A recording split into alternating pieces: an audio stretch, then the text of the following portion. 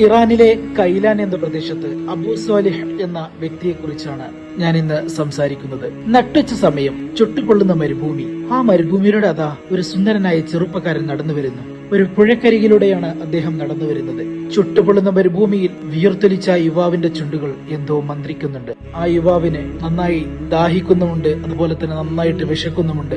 അങ്ങനെ ആ പുഴയിലിറങ്ങി കണ്ണാടി പോലെ തെളിവുള്ള ആ വെള്ളം കുടിച്ച് അദ്ദേഹം ദാഹം തീർത്തു. ദാഹം മാറിയെങ്കിലും അദ്ദേഹത്തിന് വിശപ്പ് സഹിക്കുന്നില്ല. ഇനി എന്ത് ചെയ്യും എന്ന് ആലോചിച്ചു നിൽക്കുമ്പോഴാണ് പുഴയിലൂടെ ഒരു ഉറുമാൻ പഴം ഒലിച്ചു വരുന്നത് അദ്ദേഹത്തിന്റെ കണ്ണിൽപ്പെട്ടത്. അദ്ദേഹം ആ ഉറുമാൻ പഴത്തിലേക്ക് ഇങ്ങനെ നോക്കി നിന്നു. അധികം താമസിയാതെ ആ ഉറുമാൻ പഴം അദ്ദേഹത്തിന്റെ അടുത്തേക്ക് ഒഴുകിയെത്തി. അദ്ദേഹം പുഴയിലിറങ്ങി ആ ഉറുമാൻ പഴം എടുത്ത് ആർത്തിയോടെ ഭക്ഷിച്ചു. അദ്ദേഹത്തിന്റെ വിശപ്പിന് അല്പം ശമനം കിട്ടിയപ്പോഴാണ് അദ്ദേഹം ആലോചിച്ചത്, ദൈവമേ, ഞാൻ എന്ത് പണിയാണ് ചെയ്തത്? ഈ ഉറുമാൻ പഴം ഞാൻ കഴിച്ചത് ഈ ഉറുമാൻ പഴത്തിന്റെ ഉടമസ്ഥന്റെ സമ്മതമില്ലാതെയല്ലേ?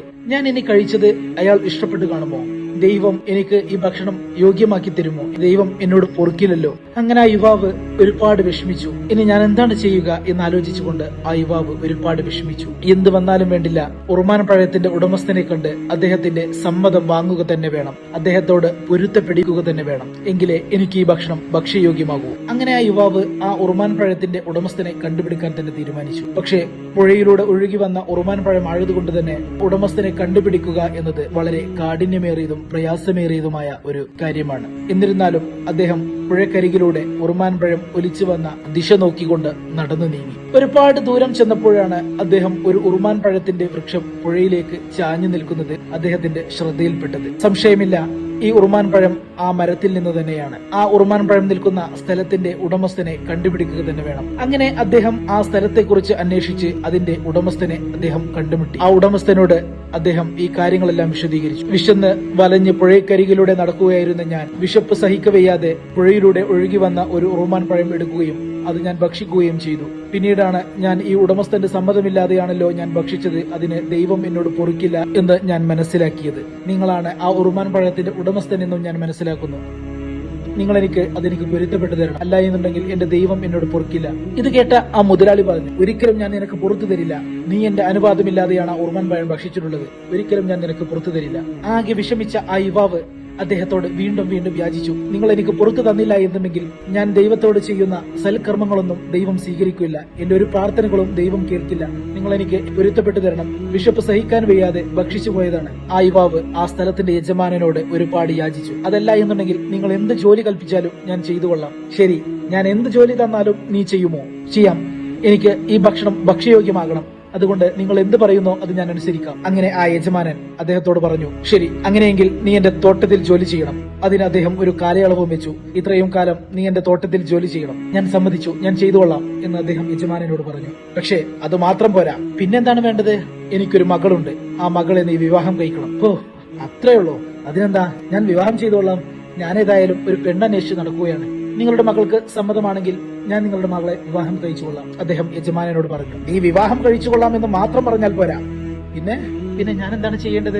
എന്റെ മകൾ എങ്ങനെയുള്ളവളാണെന്ന് നീ ആദ്യം കേൾക്കണം, എന്നിട്ട് തീരുമാനിക്ക് നീ വിവാഹം കഴിക്കുന്നോ ഇല്ലയോ എന്ന്.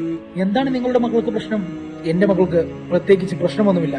പക്ഷേ എന്റെ മകൾക്ക് കണ്ണും കാലും കൈയും ചെവിയും നാവും ഒന്നുമില്ല. എന്ത്? ഇങ്ങനെ അംഗവൈകല്യമുള്ള ഒരു പെണ്ണിനെ ഞാൻ എങ്ങനെയാണ് കല്യാണം കഴിക്കുക?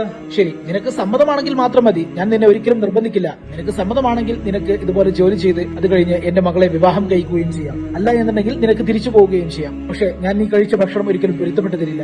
എന്ത് ചെയ്യുമെന്ന് അറിയാതെ അദ്ദേഹം ആകെ സങ്കടത്തിലായി. ഒടുവിൽ അദ്ദേഹം പറഞ്ഞു, ശരി, ഞാൻ വിവാഹം കഴിച്ചുകൊള്ളാം. അങ്ങനെ അദ്ദേഹം യജമാനൻ പറഞ്ഞ കാലയളവിൽ യജമാനന്റെ തോട്ടത്തിൽ ജോലി ചെയ്തു. ഇതെല്ലാം കഴിഞ്ഞ് വിവാഹത്തിന്റെ ദിവസങ്ങൾ അടുത്തു വന്നു. അദ്ദേഹം അത് ആലോചിക്കും തോറും അദ്ദേഹത്തിന്റെ ഉള്ളിൽ കിടന്ന് പിടയുകയാണ്, ദൈവമേ, കണ്ണും കൈയും കാലുമില്ലാത്ത ഒരു പെണ്ണിനോടൊപ്പം ഞാൻ എങ്ങനെ ജീവിക്കും?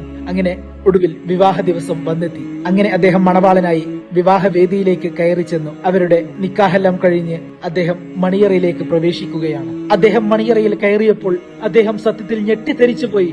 ദൈവമേ, ഇത് എനിക്ക് പറഞ്ഞ പെണ്ണല്ലല്ലോ. കണ്ണും കാലും കൈയുമില്ലാത്ത ഒരു പെണ്ണിനെയല്ലേ അദ്ദേഹം എന്നോട് വിവാഹം ചെയ്യാൻ പറഞ്ഞത്? ഇതല്ലല്ലോ ആ പെണ്ണ്. ഈ പെണ്ണ് ആരും കണ്ടാൽ ഇഷ്ടപ്പെട്ടു പോകുന്ന ഒരു അതീവ സുന്ദരിയായിട്ടുള്ള പെണ്ണാണല്ലോ. ഇതല്ല എനിക്ക് പറഞ്ഞ പെണ്ണ് എന്ന് പറഞ്ഞുകൊണ്ട് അദ്ദേഹം ആ മണിയറയിൽ നിന്നും ഇറങ്ങി ഓടി.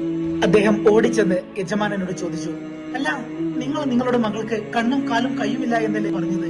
പക്ഷേ ഞാൻ മണിയറയിൽ കയറിയപ്പോൾ ഒരു സുന്ദരിയായ പെൺകുട്ടിയാണല്ലോ അവിടെ എനിക്ക് കാണാൻ കഴിഞ്ഞത്. ഇതല്ലല്ലോ നിങ്ങൾ എന്നോട് പറഞ്ഞ നിങ്ങളുടെ മകൾ. അപ്പോൾ ആ യജമാനൻ ചിരിച്ചുകൊണ്ട് അദ്ദേഹത്തോട് പറഞ്ഞു, അതെ, ഞാൻ നിന്നോട് പറഞ്ഞത് സത്യം തന്നെയാണ്. പക്ഷേ നീ മണിയറയിൽ കണ്ടതും എന്റെ മകളെ തന്നെയാണ്. അപ്പോ കണ്ണും കാലും കയ്യുമൊന്നുമില്ല എന്ന് പറഞ്ഞതോ? അതെ, ഞാൻ പറഞ്ഞത് സത്യം തന്നെയാണ്. ഞാൻ പറഞ്ഞത് എന്തെന്നാൽ അവൾ ദൈവത്തിന് വിരുദ്ധമായി ചെയ്യുന്ന കണ്ണോ കയ്യോ കാലോ ഒന്നും അവൾക്കില്ല എന്നാണ് ഞാൻ നിന്നോട് പറഞ്ഞത്. ഞാൻ നിന്നോട് പറഞ്ഞത് ദൈവം നോക്കരുത് എന്ന് കൽപ്പിച്ച ഭാഗങ്ങളിലേക്ക് നോക്കാനുള്ള കണ്ണവൾക്കില്ല, ദൈവം ചെയ്യരുത് എന്ന് കൽപ്പിച്ച പ്രവൃത്തികൾ ചെയ്യാനുള്ള കൈ അവൾക്കില്ല, അതുപോലെ തന്നെ ദൈവം പോകരുത് എന്ന് കൽപ്പിച്ച ഇടങ്ങളിലേക്ക് പോകാനുള്ള കാലവൾക്കില്ല, അതുപോലെ തന്നെ ദൈവം പറയരുത് എന്ന് പറഞ്ഞ കാര്യങ്ങൾ പറയാനുള്ള നാവും അവൾക്കില്ല. അതല്ലാതെ ഞാൻ അവൾക്ക് അവയവങ്ങളില്ല എന്നല്ല നിന്നോട് പറഞ്ഞത്. നിന്നെ പോലെ ഒരു മരുമകനെ കിട്ടിയത് എന്റെയും എന്റെ മകളുടെയും ഭാഗ്യമാണ്. ഏതായാലും നിങ്ങൾ ഇന്നു മുതൽ സന്തോഷകരമായിട്ടുള്ള ഒരു ജീവിതം ആരംഭിക്കുക. അത് പറഞ്ഞപ്പോൾ ആ യുവാവ് വളരെയധികം സന്തോഷവാനായി ആഹ്ലാദത്തോടെ അദ്ദേഹം മണിയറയിലേക്ക് ഓടിച്ചെന്നു. അങ്ങനെ അവരുടെ സുന്ദരമായ ജീവിതത്തിൽ അവർക്ക് ഒരു കുഞ്ഞു പിറന്നു. ആ കുട്ടിയാണ് ലോകപ്രസിദ്ധനായ ഖുത്ബുൽ അഖ്താബ് ഔസുൽ അഅ്ളം അഷേഖ് മുഹയ്യിദ്ദീൻ അബ്ദുൽ ഖാദർ ജീലാനി ഖദ്ദസല്ലാഹു സിർറുൽ അസീസ്. അതായത് മുസ്ലിങ്ങൾ വളരെയധികം ആത്മീയ നേതാവായി കാണുന്ന മുഹയ്യിദ്ദീൻ ഷെയ്ഖ്.